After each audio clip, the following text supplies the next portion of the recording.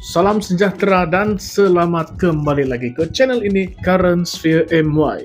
Bekas Senator Ibrahim Shah Abu Shah bersetuju bahwa buku memoir yang ditulis oleh Menteri Belia dan Sukan Hannah Yeoh bertajuk Becoming Hannah tidak pernah ditegur oleh Jabatan Agama Islam ataupun Majelis Agama Islam sejak ia diterbitkan pada tahun 2014.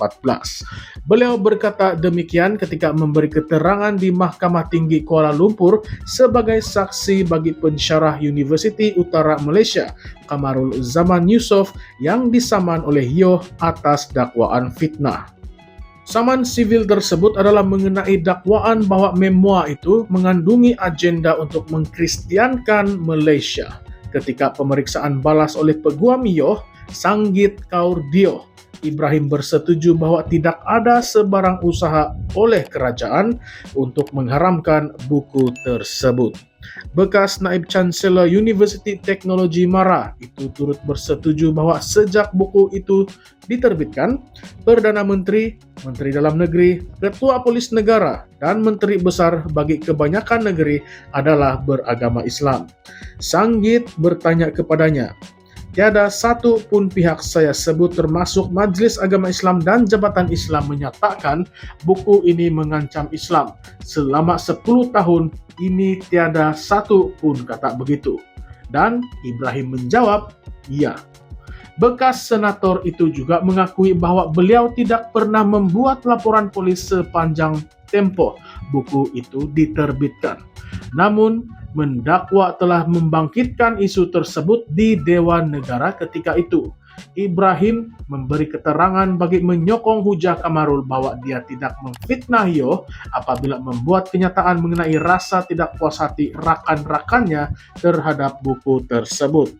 Untuk rekod, ahli parlimen segambut itu menegaskan bahwa buku tersebut hanyalah biografi pribadi mengenai pengalamannya dalam politik tanpa sebarang agenda untuk memurtadkan orang Islam kepada agama Kristian. Ketika pemeriksaan balas oleh Peguam Kamarul, Khairul Azam Abdul Aziz, Ibrahim menjelaskan bahwa beliau membangkitkan dakwaan mengenai agenda kristianisasi di Dewan Negara karena ia merupakan platform yang lebih besar berbanding sekadar membuat laporan polis. Beliau mendakwa bahwa isu ini adalah sebahagian daripada gerakan yang sangat licik, menggunakan strategi halus seperti art of deception, proxy and camouflage, serta subterfuge bagi menyembunyikan niat yang sebenar. Kata Ibrahim, bukan masalah mereka nak murtad masyarakat Islam Malaysia. Insya Allah Melayu tak mudah murtad, tapi masalah besar cara mereka itu cukup jahat. Yeoh memfailkan saman terhadap Kamarul pada Februari 2022 berhubungan dengan dua hantaran Facebook bertarikh 10 dan 17 Mei 2017. Secara kebetulan, pada 17 Mei 2017, Kamarul turut membuat laporan polis terhadap Yeoh berhubungan dengan buku itu. Dia menuduh Yeoh, yang ketika itu merupakan Speaker Dewan Undangan Negeri Selangor, melakukan dakwah Kristian dan mendakwa membawa agenda Kristian.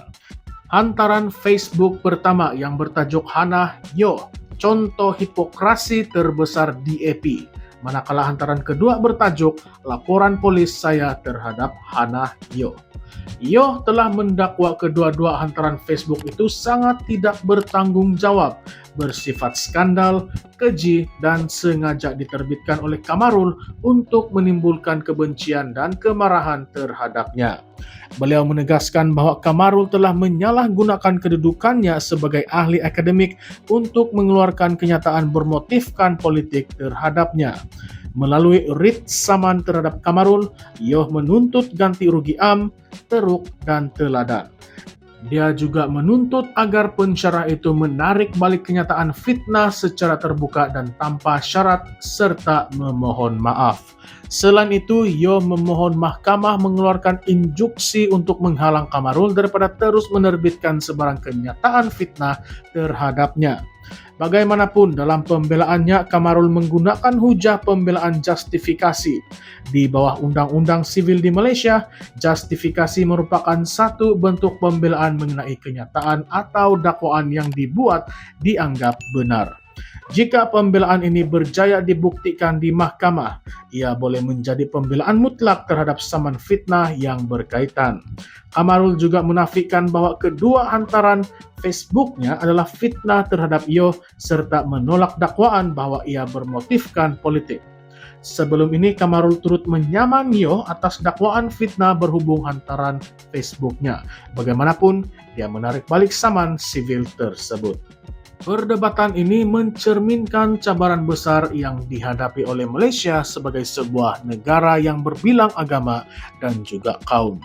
Ia juga memperlihatkan bagaimana sentimen agama boleh digunakan dalam perdebatan politik, sama ada sebagai alat untuk mempertahankan kepentingan sesuatu kumpulan atau sebagai strategi untuk menjatuhkan pihak lawan. Namun timbul persoalan lebih besar. Adakah isu ini benar-benar berakar umbi dalam kebimbangan tentang akidah umat Islam atau ia sekadar permainan politik yang memperalatkan sentimen agama? Sehingga kini tidak ada fatwa, larangan atau amaran rasmi daripada mana-mana institusi agama Islam di Malaysia terhadap buku Becoming Hannah. Malah, ia tidak tersenarai dalam mana-mana bahan terlarang oleh Kementerian Dalam Negeri KDN. Jika benar buku ini bertujuan menyebarkan agama Kristen, mengapakah tiada tindakan yang diambil sejak ia diterbitkan 10 tahun lalu? Jika kita melihat sejarah politik Malaysia, serangan berbentuk keagamaan terhadap pemimpin DAP bukanlah sesuatu yang baru. Adakah Hannah Yo menjadi sasaran karena beliau seorang pemimpin wanita bukan Islam yang semakin berpengaruh? Walaupun saman ini bermula pada tahun 2022, isu ini kembali mendapat perhatian media. Mengapa pula begitu? Terdapat dua kemungkinan.